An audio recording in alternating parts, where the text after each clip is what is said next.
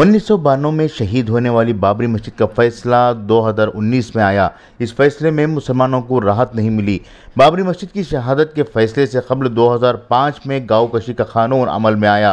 फिर इसके बाद तलाक़ सलासा के ताल्लुक़ से 2017 में फैसला हुआ कि तलाक़ सलासा का निज़ाम मुसलमानों में सही नहीं है और मुसलमानों को इस फैसले का मानना होगा कि वो आइन के मुताबिक तलाक़ दिया करेंगे। इसके बाद और भी कई फैसले मंजर आम पर आए, जिसमें हर फैसला मुसलमानों के ख़िलाफ़ रहा। अब बारी है हिजाब की। उडुपी जैसे छोटे शहरों की चिंगारी अब मुल्क की सतह पर फैल चुकी है और इसके शोले दूर दूर तक दिखाई दे रहे हैं।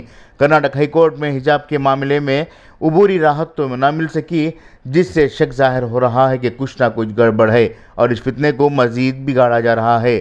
देखते ही देखते सुप्रीम कोर्ट ने भी इस मामले की सुनवाई अव्वलीन तरजीह पर ना सुनने की बात कही है। ऐसे में माहिरीन का एक तबका यह भी कह रहा है कि फ़ैसला हिजाब की तायीद में भी आ सकता है और मुखालिफत में भी आ सकता है, लेकिन इस फ़ैसले को कबूल करने के लिए मुसलमान पूरी तरह से सब्र, इस्तक़लाल, हिकमत और दानिशमंदी के साथ रहें तो इसके बाद के नताइज बेहतर साबित हो सकते हैं। हिजाब के ताल्लुक़ से अगर मुस्बित फ़ैसला आता है तो इस फ़ैसले को अखलाक़ी तौर पर कबूल करते हुए इस फ़ैसले के मुताबिक अपने बच्चों को हिजाब पहनाकर भेजने की पहल करनी चाहिए। जो बच्चियां अब तक हिजाब नहीं पहन रही हैं उन्हें भी इसका आदी बनाने की ज़रूरत है, क्योंकि बार बार इस बात का हवाला दिया जाता है कि चंद ही बच्चियां हिजाब पहनती हैं और वही इस मामले पर बवाल मचा रही हैं। ये बात मुसलमानों के लिए निहायत शर्मिंदगी की बात है, क्योंकि अब भी तलबा का बड़ा हिस्सा हिजाब या पर्दे से महरूम है और आज यही बात गैरों को हवाला देने के लिए काफ़ी हो चुकी है।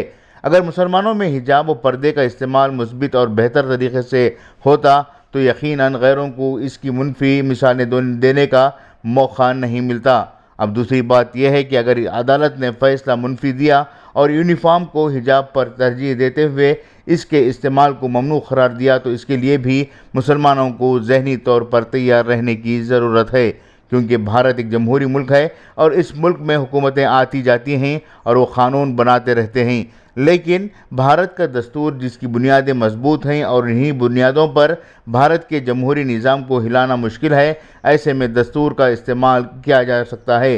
अगर फौरी व पुरजोश रद्द अमल ज़ाहिर करते हुए बच्चियों को स्कूलों व कॉलेजों को भेजने से रोका जाता है तो इससे संगियों का कुछ नहीं जाएगा। इसलिए वो यही चाहते हैं कि मुसलमानों की बच्चियां तालीम से महरूम रहें, मुस्लिम बच्चियों की तालीम ज़िंदगी बर्बाद की जाए ताकि वो आने वाली नस्लों को तालीम से दूर रखें। हिजाब का मामला तलबा के दरमियान इसलिए फैला जा रहा है कि अगले 2 साल यानी 2023-24 के दरमियान ये बच्चे 18 साल मुकम्मिल कर लेंगे और अब इनके जहनों में मुस्लिम हिंदू का जहर भरा जाए तो आगे चलकर इलेक्शन के लिए इनका इस्तेमाल हिंदुत्व के नाम पर किया जा सकता है। साथ ही साथ इन तलबा को मुस्तकबिल के संगियों के तौर पर भी इस्तेमाल किया जा सकता है। हिंदू मुस्लिम इत्तेहाद को हमेशा के लिए ख़त्म करने के मकसद से ही इन तलबा के जहनों में हिंदू मुस्लिम और हिंदुत्व के मोहरे उठाए जा रहे हैं। इसी तरह से मुसलमानों को हिंदुओं का दुश्मन बनाने के लिए भी पेशरफ्त की गई है।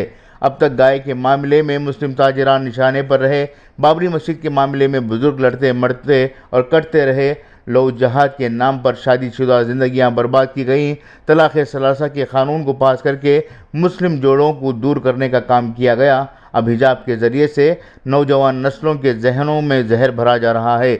इस वक्त मुसलमानों को तालीम पर तरजीह देने की ज़रूरत है। हर हाल में तालीम हासिल करें, साथ ही साथ अपने बुनियादी हक़ को हासिल करने के लिए भी क़ानूनी जंग लड़ें और इस जंग को जीता जा सकता है।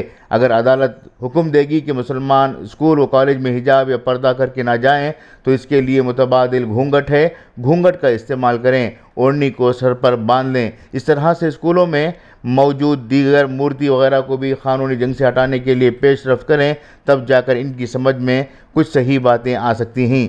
सबसे अहम बात यह है कि तलबा जोश में ना आएँ, क्योंकि तलबा मुस्तकबिल के मेमार हैं और इन पर बड़ी ज़िम्मेदारी रहती है। अगर ये तलबा अभी से कोर्ट कचहरी के चक्कर में रहेंगे तो आने वाले दिनों में इनके लिए मुसीबतें आ सकती हैं। वही आम मुसलमानों को हिजाब के केस में नाकामी मिलती है तो खामोशी से ना बैठें बल्कि एहतजाज की राह अपनाएं, और इस एहतजाज का नमूना किसानों ने दुनिया के सामने पेश किया है। अगर अगले 2 दिनों में जो फैसला अदालतों से आने के इम्कानात हैं उस पर निहायत ही संजीदगी के साथ गौर करने की ज़रूरत है। इनकलाब न्यूज़, शिवमोगा।